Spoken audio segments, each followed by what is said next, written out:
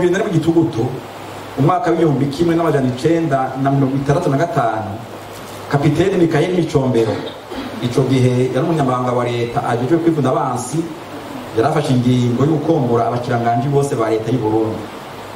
Wa munani mukakaro umwaka w'igihumbi kimwe n'amajana 966 umuganwa Karoli Ndizeye yarasutswe avuga ko umwami yarekuye ubutegetsi, hanyuma abasha gusenya ubwami yimika Karoli Ndizeye kwa itariki ya mbere ukwezi kwa Nyakanga bamwita Ntare wa gatanu.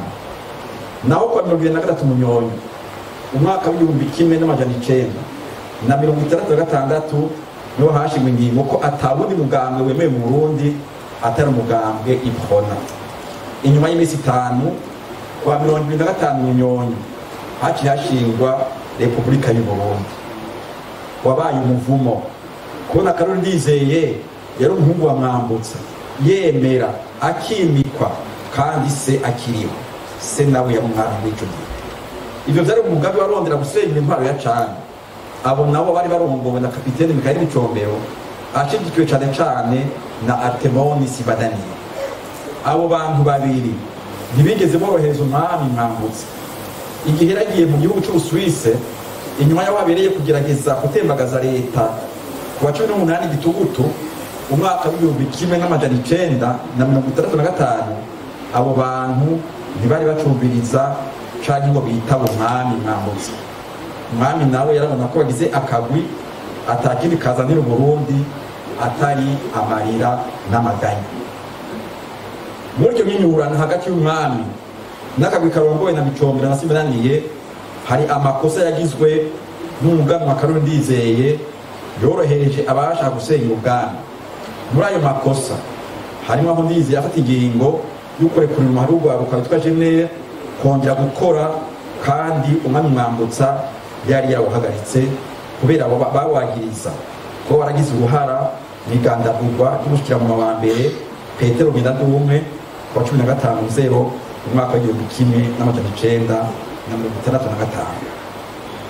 Ico gihe cose umuganwa Karoli Ndizeye yahengesha ajya kuvuga ko amezi 9 Mwambutsa amaze atari mu gihugu ari menshi, ko hageze ko yimikwa kugira ngo aronke ububasha bwo gukingira igihugu.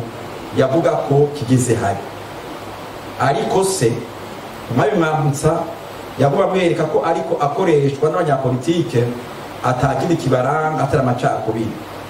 Yabwira umwana wiwe ko atorwa mu mitego yo wangushi, aca Muzambere gupfungura abanyororo bose bapfuzwe ataco bazira, atari agatiba k'ihonyabwoko karanga abo bantu bari mu mugambi gusenya ubwami. Umwami Mwambutsa yarongeye kandi ategeka umuhungu we Karoli Ndizeye kongera kubuza umuhari Jenner gukora, ariko ivyo vyose kuri Ndizeye byaca mu gutwi bigaserukira mu kundi. Mugabo ntivyamwereye kandi ntivyereye Burundi. Amaze kwimikwa ku wa mbere itariki ya mbere igeregezo rya mbere Nyakanga umwaka w'igihumbi kimwe n'amajana 966, nta mezi 3 yamaze ku ngoma kuko yaciye atembagazwa na Micombero ku wa 28 Munyonyo umwaka w'igihumbi kimwe n'amajana 966. Nawe kuva yigarurira ubutegetsi akaba umukuru w'igihugu nta kindi caranga intwaro yiwe atari amacakubiri. Imbere y'ubwo bubisha harabaye abagiye basemerera bakamama. Uwa mbere ni komanda Martino Ndayahoze wa 23 Myandagaro umwaka w'igihumbi kimwe n'amajana 967 yaranditse raporo yavugamo ko mu gihugu cose harabona icuka kibonekereza mu bihuha byadumishwa kwagiye kongera kuba kudeta ikitegurwa n'abahutu. Kuri Martino Ndayahoze hari imfyisi zari zigeje mu ntama. Kwa 18 Ndamukiza umwaka w'igihumbi kimwe n'amajana 968 Martino Ndayahoze yarabugikiye iyindi raporo Perezida Micombero yamubwira ko ibintu bigenda vyunyuka, ko urwango rushiye ku bwoko bugenda bwiganza mu gihugu.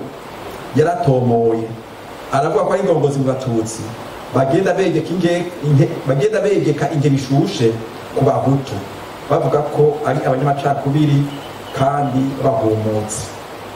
Ku ruhande rw'abarongozi b'abahutu yavuga ko muri bo hari abifuza intwaro ya demokarasi y'ukuri noha ijambo kandi kubahiriza abarundi bose. Abo rero batera ivyatsi intwaro ya Mana mu mama yashira imbere abatutsi mu butegetsi bw'igihugu, bagashika mbere naho bavuga ko intwaro yari ihari yari intwaro kabyanisha imiryango.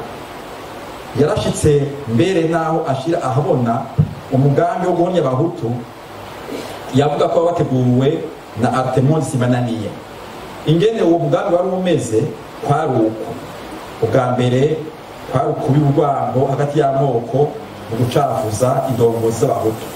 Ubwa kabiri ibyo byaca bituma haba ishavu ryinshi mu gihugu, ku buryo mu ntambwe ya gatatu abari muri umugambi baca bagenda bakwiza mu gihugu inkuru z'intamugongo ko abahutu bagiye kongera kugerageza umugambi wo gufata ubutegetsi ku nguvu. Ubwa kane nta caba kigisigaye atari uguhagarika no kwica abahutu bifatiye ku ndonde ziba zagizwe imbere. Inyuma y'akamu ka komandante yahoze harabaye n'umugwi wa padiri bo muri diyoseze ya Gitega, muri diyoseze muri ya Gitega, nabo nyene batabaje mu mwaka w'1968. Abo barimwo Padiri Michel Kayoya yarashinze seminari nto ya Mugera, Roger Mpungu icegera c'umwepiskopi, Padiri Michel Pares yari padiri mukuru wa Paruwasi Gitongo, Padiri Cipriano Ntawundaba yari padiri mukuru wa Paruwasi Mugera, Padiri Ahari Bujana yarashinzwe ry'inyigisho na Padiri mukuru wa Paruwasi Bumbu Remy Donners. Abo bapadiri bavuga ko ari umugira amacakubiri wamunga imibano y'abantu, mbere no muri Eklezia ugashikaho ko abarongozi muri Eklezia Gatolika batizerana, ko batinyana ntibabwirana ukuri. Babona kandi ko umugambi Iprona usigaye n'umuzigo ku benegihugu, ko batakwiyumvamo namba, bakiyamiriza uburongozi bw'umugambi bwari bugizwe n'abatutsi gusa kuva ku rwego rwo hasi kuja ku rwego rwo hejuru. Kuri abo bapadiri ivyo nta kindi vyazana atari ugucengeteresha amacakubiri mu mitima y'abarundi.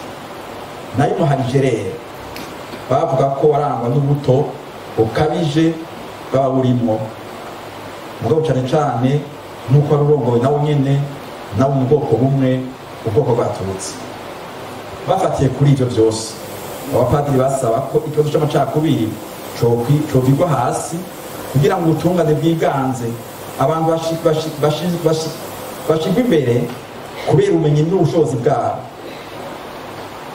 Basaba rero yuko vyose vyohinduka na cane cane mu biraba imibano abanyagihugu. Muti none umwami Ntare amaze kubogozwa ivyo vyagenze gute? Mu ntango z'ukwezi kwa gatatu 72 yari Buruseli mu Birigi, ari naho yahuye na Artemon Simananiye. Ibitabo nasomye bavuga ko atawuzi ico bavuganye. Ikibonekeje bwo kwa 17 z'ukwezi kwa gatatu yari ageze i Kampala mu Uganda, naho Simananiye yagiye amukurikiranira gushika Perezida Idi Amin amutange ataha mu Burundi ku nguvu, arafunga icamaso gushikaho abo wa mbere yagandaguye i Gitega kwa 1979 mu mwaka w'1972.